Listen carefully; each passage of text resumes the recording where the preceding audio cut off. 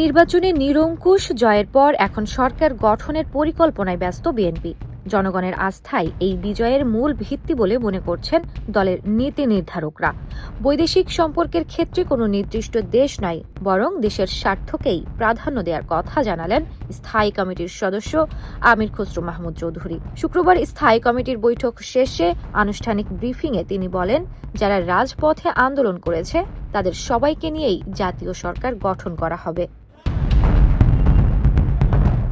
প্রায় 2 দশকের প্রতীক্ষার অবসান ঘটিয়ে ব্যালট বিপ্লবের মাধ্যমে নিরঙ্কুশ সংখ্যাগরিষ্ঠতা নিয়ে সরকার গঠন করতে যাচ্ছে বাংলাদেশ জাতীয়তাবাদী দল বিএনপি। বেসরকারিভাবে নির্বাচনের আনুষ্ঠানিক ফলাফল প্রকাশের পর শুক্রবার রাজধানীর গুলশানে বৈঠক করে দলটির স্থায়ী কমিটি।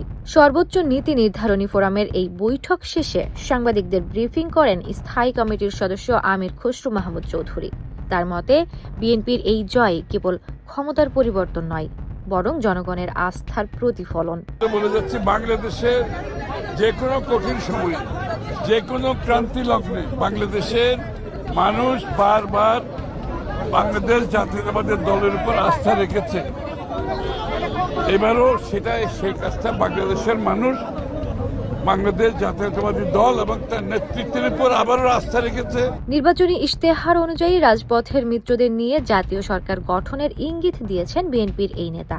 তবে জয়ের চেয়ে জনগণের অর্জিত আস্থাকে ধরে রাখাই এখন বিএনপির সামনে সবচেয়ে বড় চ্যালেঞ্জ বলে মনে করেন তিনি। আমরা বলছি, আমরা বাংলাদেশের জনগণের আস্থা অর্জন করেছি। জয়ী হয়েছে একথা বলতে চাই না, বাংলাদেশের জনগণের আস্থা অর্জন করেছে, আস্থাটা রাখতে হবে। নির্বাচনের পর দলটির নীতি নির্ধারক পর্যায়ের শীর্ষ নেতাদের বৈঠকে পররাষ্ট্র নীতি নিয়েও গুরুত্বপূর্ণ বার্তা দেন এই নেতা। তিনি বলেন, বিএনপির পররাষ্ট্র নীতি কোনো নির্দিষ্ট দেশকেন্দ্রিক নয়, বরং তা হবে দ্বিপাক্ষিক স্বার্থের ভিত্তিতে।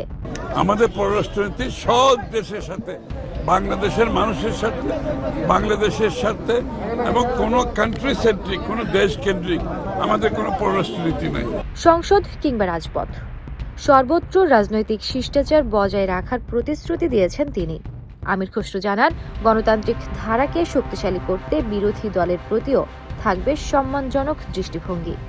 বিএনপির এই শীর্ষ নেতার মতে, তারেক রহমানের দেয়া পরিকল্পনা অনুযায়ী আগামীর বাংলাদেশ হবে একটি উন্নত ও বৈষম্যহীন রাষ্ট্র। সামিয়া শুভা, মানবকণ্ঠ।